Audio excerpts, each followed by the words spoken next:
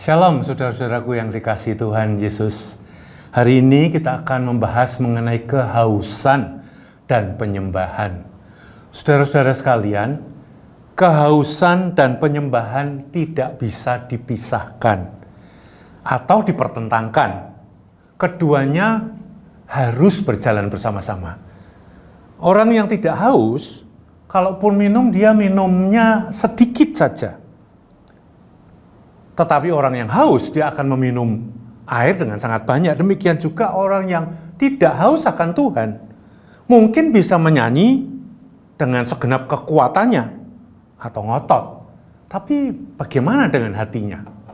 Saudara-saudara, orang yang haus akan Tuhan itu seperti orang miskin di hadapan Tuhan. Demikian kata firman Tuhan. Sadar kalau dia itu kurang layak.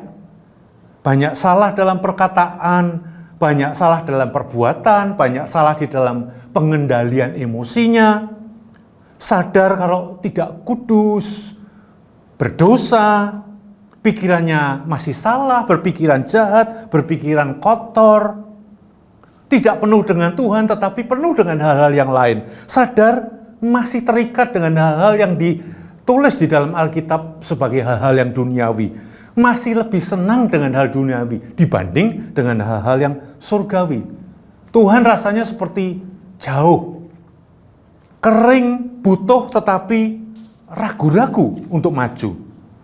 Saudara-saudara yang dikasihi Tuhan, dengarkan firman Tuhan pada hari ini yang tercatat di Matius pasal yang kelima ayat yang ketiga. Mari kita baca bersama-sama. Demikian firman Tuhan. Berbahagialah orang yang miskin di hadapan Allah, karena merekalah yang empunya kerajaan sorga. Saya ulangi sekali lagi, berbahagialah orang yang miskin di hadapan Allah, karena merekalah yang empunya kerajaan sorga. Saudara, Tuhan justru bilang kepada orang-orang yang merasa miskin di hadapan Tuhan itu berbahagia. Dalam bahasa lain dikatakan, itu baik buat kamu. Karena apa? Karena hati orang yang seperti ini akan diberkati. Hati orang yang haus dan lapar akan Tuhan, yang miskin di hadapan Tuhan, akan diberkati dengan kehadiran Tuhan Yesus, pemilik atau pusat dari kerajaan Allah. Bagi mereka yang hatinya miskin di hadapan Allah, Tuhan akan menyatakan dirinya dalam damai, dalam sukacita, dan dalam kuasanya. Saudara, seorang hamba Tuhan berkata, hati yang tidak berdaya seperti inilah justru merupakan penyembahan yang terbaik. Saudara-saudara, ini sesuai dengan Mazmur pasal yang ke-51 ayat yang ke-19. Mari kita baca bersama-sama Mazmur 51 ayat yang ke-19. Demikian firman Tuhan, korban sembelihan kepada Allah ialah jiwa yang hancur. Hati yang patah dan remuk tidak akan kau pandang hina, ya Allah. Saudara-saudara, ini sebuah hati atau pengakuan dari Raja Daud yang berkata bahwa yang korban sembelihan yang berkenan kepada Allah sesungguhnya adalah jiwa yang hancur. Kalau kita melihat ayat 18, Tuhan tidak berkenan kepada korban bakaran, korban sembelihan.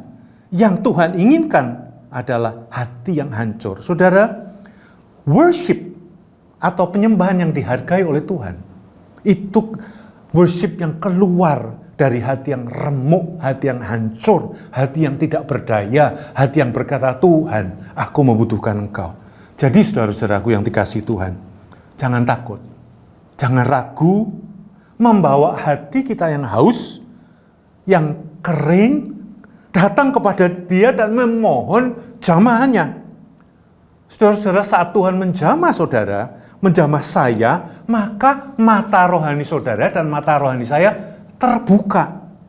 Engkau dan saya akan melihat kemuliaannya, akan melihat keindahannya yang dinyatakan kepada kita. Engkau dan saya akan melihat mutiara yang tidak ternilai harganya, yang akan diwahyukan kepada engkau dan saya.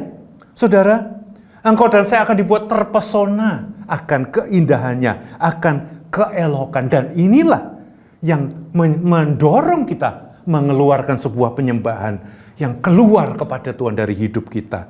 Saudara, Mazmur pasal yang ke-73, Mazmur 73 ayat 25 dan 26 dicatat demikian. Siapakah gerangan ada padaku di sorga selain Engkau? Ada kehausan kepada Tuhan. Selain Engkau tidak ada yang aku ingini di bumi ini ya Tuhan. Ayat ke-26, sekalipun dagingku dan hatiku habis lenyap, gunung batuku dan bagianku tetaplah Allah selama-lamanya. Saudara-saudara sekalian, dari hidup yang sadar betapa kurangnya saya, betapa miskinnya saya, betapa berharapnya saya kepada Tuhan, betapa aku ingin berjumpa dengan Tuhan, betapa aku ingin dijamah oleh Tuhan, akan keluar sebuah penyembahan pada waktu Tuhan menyatakan dirinya, yaitu penyembahan yang memuliakan Tuhan, penyembahan yang menghormati Tuhan, penyembahan yang mengasihi Tuhan, penyembahan yang mengutamakan Tuhan.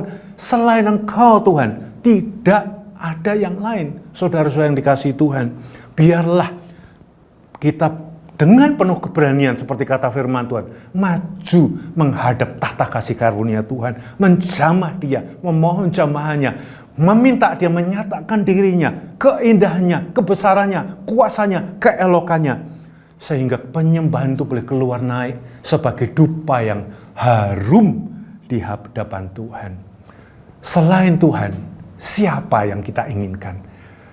Selain Tuhan, tidak ada yang kita inginkan. Biarlah itu menjadi sebuah penyembahan yang naik di hadapan Tuhan. Saya mendorong saudara-saudara, mari cari Tuhan, temukan Dia, mintalah Dia menyatakan dirinya kepadamu, jamahlah hatinya, dan mohon Dia menjamah hatimu, minta Dia menerangi mata hati kita, dan akan keluar penyembahan yang sejati, yang keluar dari kebenaran, dari hati kita yang berharap kepada Tuhan.